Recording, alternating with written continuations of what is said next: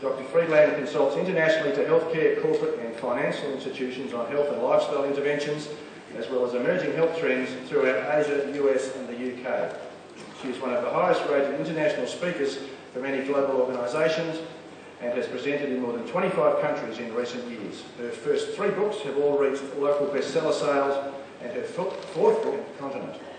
The mother of 5 children, Dr. Friedland is listed as one of the 100 who's who of South African women. Please join me in welcoming Dr. Linda Friedland.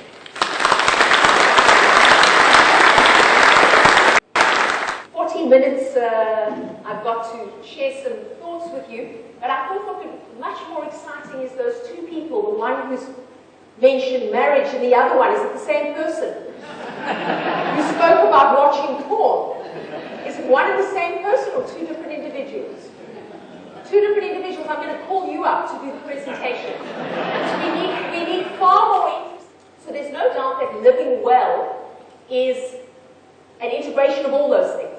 You'll agree with me that is what we want, to be energized, to have optimal performance. And if we do go with the former, my initial concept, eat, drink, and be merry, there is a second part to the sentence. Do you remember the full saying? Eat, drink, and be merry, for tomorrow you die.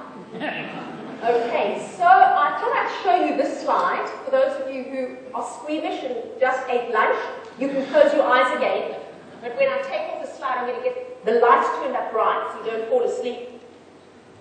Do you know what that is? A heart. What kind of heart? A what? A very sick one. It's worse than sick. It's a dead heart, because you wouldn't see a picture like that on a slide if it was still in a living human being. So that's a dead heart. In fact, what I'm showing you in that heart, I promise you this is not an anatomy lecture. This little blob of something over there, you see that? That is the end point for most people in the Western developed world. It's called a thrombus, a clot, in the left anterior descending coronary artery. Why I'm showing that to you is possibly to shock you. You're not looking very shocked, so I might have to go to other parts of the body that get diseased, because the dead heart didn't do it. So I will possibly go a little bit further south, but I'll wait personal health. I want to set this picture, the stage, for the situation in the world today. Talking about living well, healthy, physically robust, energized, mentally sharp, ability to withstand change and stress. The reality today, whether you're living in Western Australia, whether you're in a rural setting or an urban setting, I lecture around the world, whether you're in northern Tokyo, whether you're in Europe, whether you're in Asia, whether you're in Africa, even in Africa, whether you're in the US or the UK, people are under enormous stress and strain.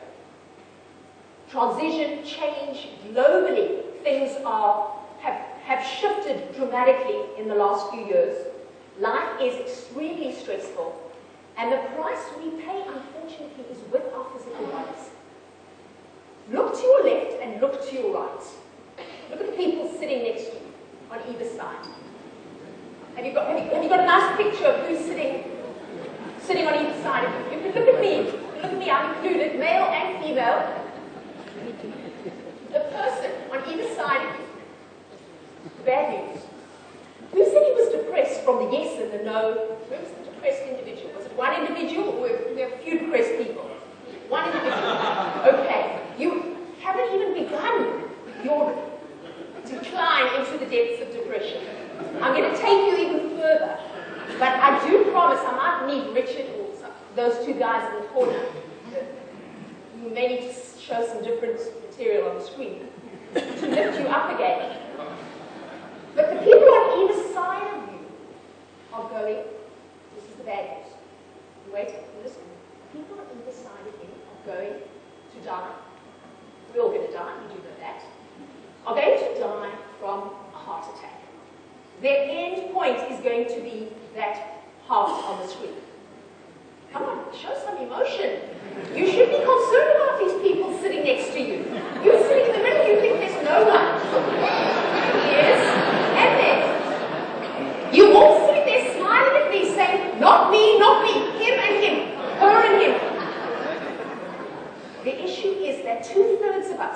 going to succumb to a fatal endpoint that is almost definitely going to be a heart attack.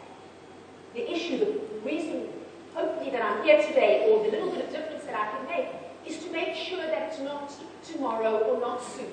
That the heart attack doesn't happen at 45 or 55 or even 65 or 75. We don't need to succumb to what are called chronic diseases of lifestyle. There is something we can do, and it's never too late.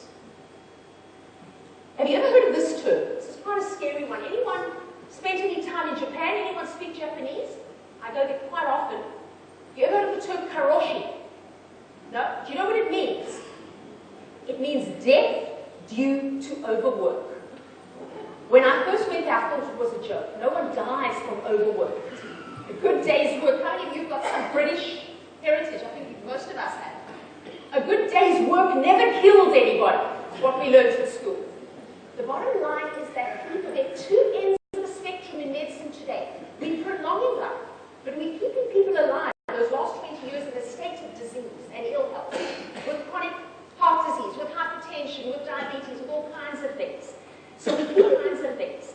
So we keep people alive longer but sicker, but then on the other side of the spectrum, we've got an epidemic in the world of premature death.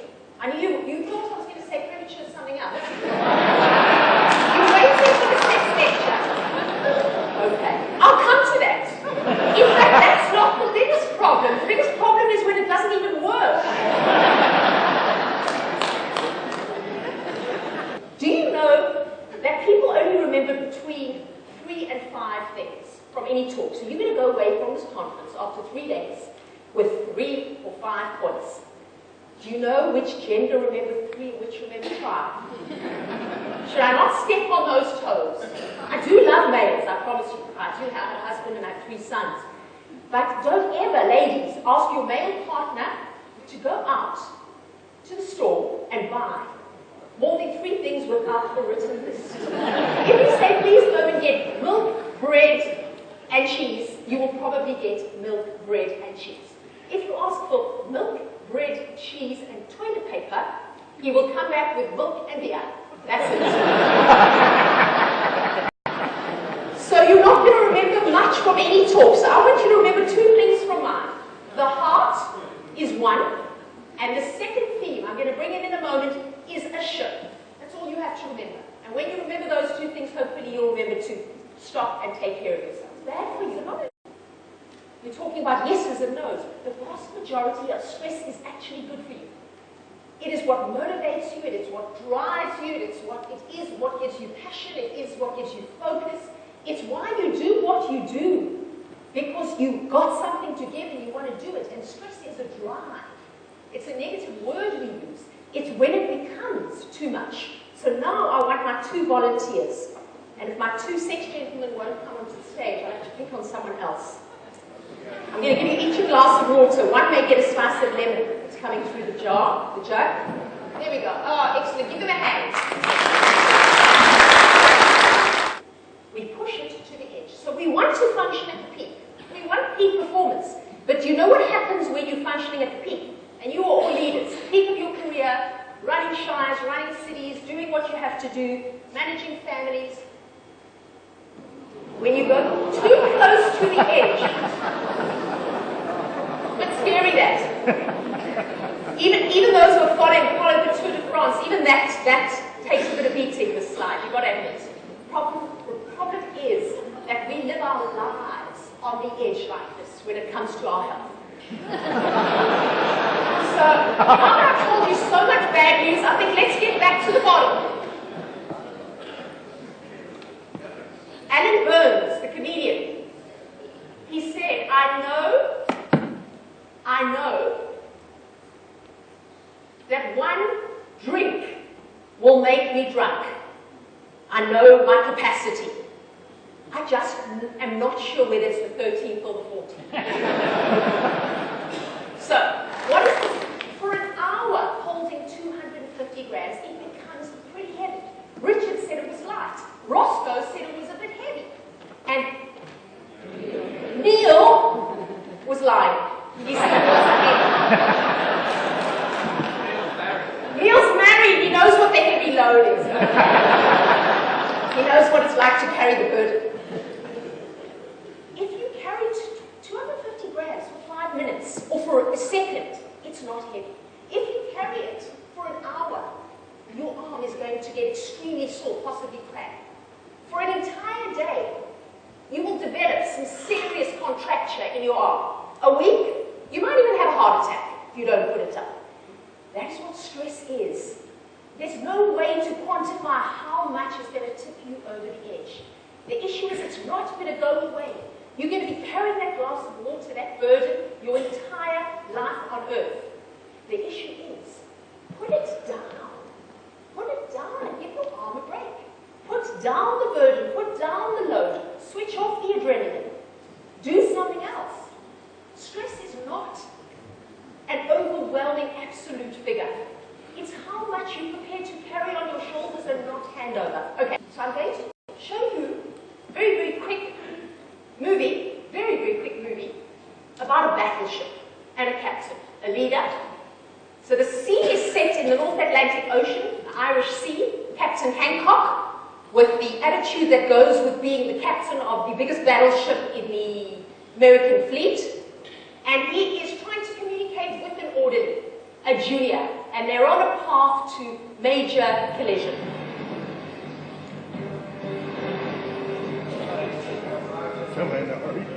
Again, this is the USS Montana requesting that you immediately divert your course 15 degrees to the north to avoid a collision. Over. Please divert your course 15 degrees to the south to avoid collision. This is Captain Hancock. You will divert your course. Over. Negative, Captain. I'm not moving anything. Change your course. Over. So, this is the USS Montana, the second largest vessel in the North Atlantic Fleet. You will change course 15 degrees north. I will report and take measures to ensure the safety of this ship. Over. This is the lighthouse, mate. It's your call.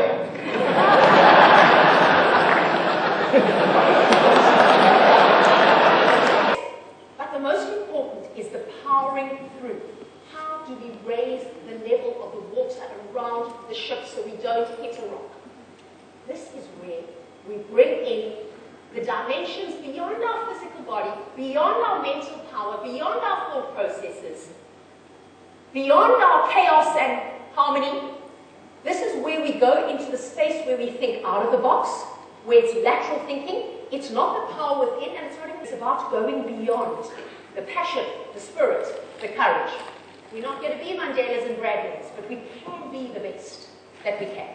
So things to remember in conclusion: you kind of people are at risk.